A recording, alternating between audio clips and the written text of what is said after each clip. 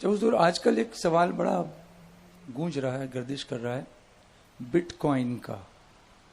But coin جی، یہ digital currency ہے، crypto currency ہے. اس کی ٹریڈنگ ہوتی ہے، آن لائن ٹریڈنگ ہوتی ہے. اس کے ریٹ گھٹتے بڑھتے رہتے ہیں، اور جب سے یہ وجود میں آئی ہے اس کا ریٹ تو بڑھتا ہی جا رہا ہے. پوچھنے والوں نے یہ کہا کہ ہم کنفیوزڈ ہیں کہ آیا یہ جائز ہے یا ناجائز ہے. اگر ناجائز ہے تو ہم رک جائیں، اور اگر جائز ہے تو جب تک ہم اس کا فیصلہ کرتے رہیں گے اس کا بھاؤ بہت بڑھتا چلا جائے گا تو ہم نقصان میں ہوں گے. تو اس پر رہنمائی فرمائیں کہ اس پر ہمیں کیا کرنا چاہیے.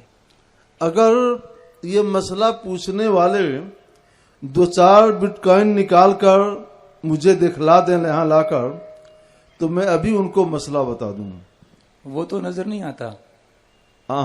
نظر تو آتا ہے مگر صرف کمپیوٹر میں، باہر اس کا کوئی وجود نہیں ہے.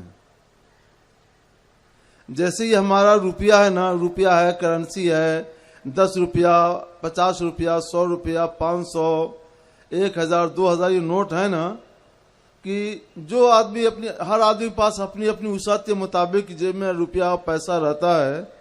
اگر کوئی اس طور پہ ڈیجیٹل کرنسی اپنے ساتھ لے کر چلنا چاہے کہ جیب میں ہو، کبھی پان کھانا ہو تو دیا اور پان لے لیا، چائے پینی ہو تو چائے کھانے میں دیا اور چائے پی لی، بھوک لگی دیا اور کھانا کھا لیا، تو اس طرح سے ڈیجیٹل کرنسی کا، بٹ کوائن کا کوئی وجود نہیں ہے. خارج میں آپ نہ اس کو دیکھ سکتے ہیں، نہ اس کو چھو سکتے ہیں، نہ پکڑ سکتے ہیں، نہ جیب میں رکھ سکتے ہیں، کچھ نہیں کر سکتے ہیں. ایک فرضی کرنسی ہے جس کا نقشہ اور جس کی شکل صرف اور صرف کمپیوٹر کے اسکرین پر نظر آتی ہے اور کہیں نہیں. بس وہی ہے کرنسی.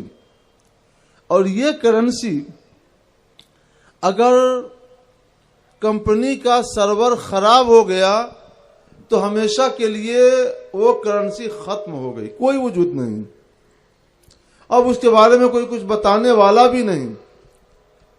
کمپنی بند ہو گئی تو اس کا وجود ختم ہو گیا، کوئی بتانے والا نہیں ہے.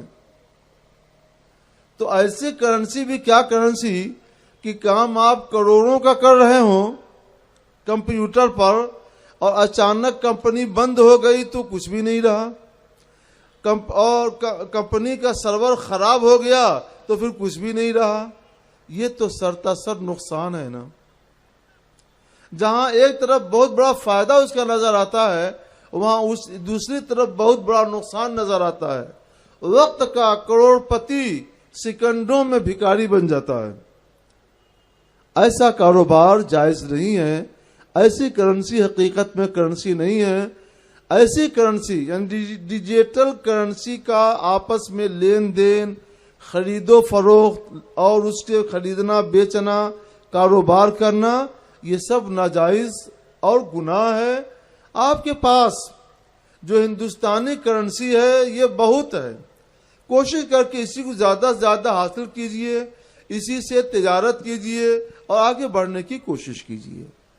مگر اس میں یہ بھی معلوم ہوا حضرت کہ یہ companies A T M cards بھی دیتی ہیں اور آپ اے ٹی ایم سے کیش وڈرا کر سکتے ہیں.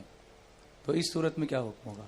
ہاں، اے ٹی ایم سے اب شاید اے ٹی ایم میں کہیں اے ٹی ایم انہوں نے لگایا ہے، اب کہیں اے ٹی ایم لگایا ہے، مگر اس اے ٹی ایم سے ڈیجیٹل کرنسی نہیں نکلتی ہے، یہی کرنسی نکلے گی. اور ان سب کے باوجود کوئی ہمیشہ کروڑوں کے روپے تو نہیں نکالے گا نا، ضرورت کے مطابق انڈین کرنسی نکال سکتا ہے جی. لیکن جہاں سرور خراب ہوا تو جو کچھ ہے سب گیا، کمپنی گئی تو سب کچھ گئی. اور ایسا بازار میں بہت ہوتا ہے کہ پرائیویٹ کمپنیاں کسی مارکیٹ میں جاتی ہیں اور سبز باغ دکھلا کر کے کروڑ روپے اکٹھا کرتی ہیں. لوگوں کو جب خوب اعتماد ہو جاتا ہے تو خوب لمبی رقم جمع کر لیتی ہیں، اور جب لمبی رقم جمع ہو گئی تو صبح جب لوگ اٹھتے ہیں تو اس آفس میں کچھ میز ہوتا ہے، کچھ کرسیاں ہوتی ہیں، کچھ فرنیچر ہوتے ہیں، باقی نہ کچھ پیسہ نہ کوئی آدمی، سب دیوالیہ ہو چکا ہوتا ہے. उससे भी खराब तरह डिजिटल करेंसी का है। इसलिए न तो ऐसी प्राइवेट कंपनियों से आप मामला करें और न ही डिजिटल करेंसी का मामला करें। आपकी जो पक्की करेंसी है, जो न डूबे न डुबाए, उसी को लीजिए, उसी से कारोबार कीजिए, उसी में आपके लिए बरकत है।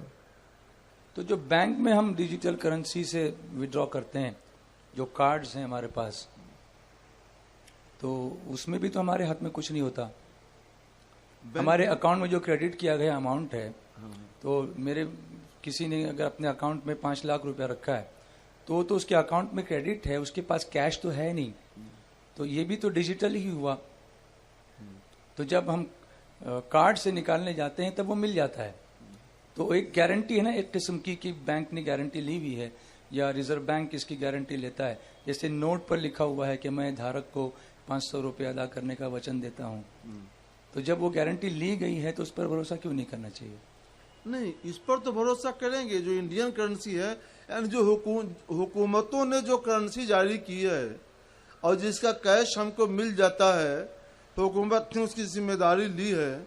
उसका सर्वर एक बार नहीं 10 बार खराब हो तो भी हमको वो पैसे मिलेंगे। अच्छा, इसकी वजह से? हाँ, वो डूबेगा नहीं जी।